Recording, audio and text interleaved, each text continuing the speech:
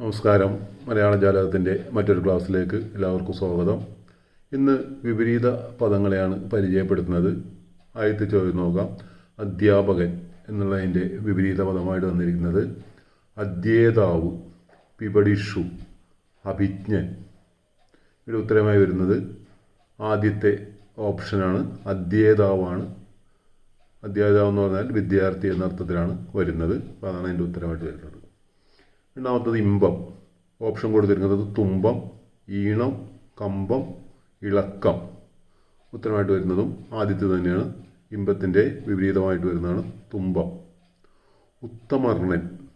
ഉത്തമർണൻ option വരുന്നത് അധമർണൻ, അധമൻ, ഉന്നതൻ.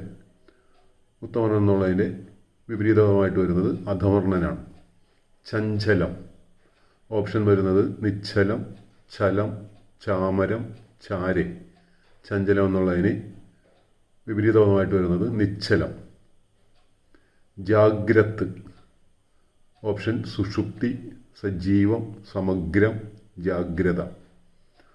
ജാഗ്രത് എന്നുള്ളതിന് സുഷുപ്തിയാണ് അതിൻ്റെ വിപരീതമായിട്ട് വരുന്നത്.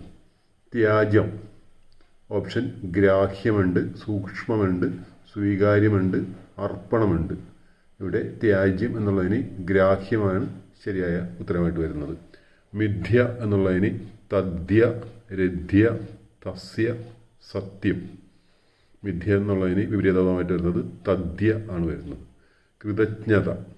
ഇതിന് വിപരീതമായിട്ട് ഓപ്ഷൻ ഉള്ളത് കൃതജ്ഞത, നിന്ന, സ്തുതി, നന്ദി.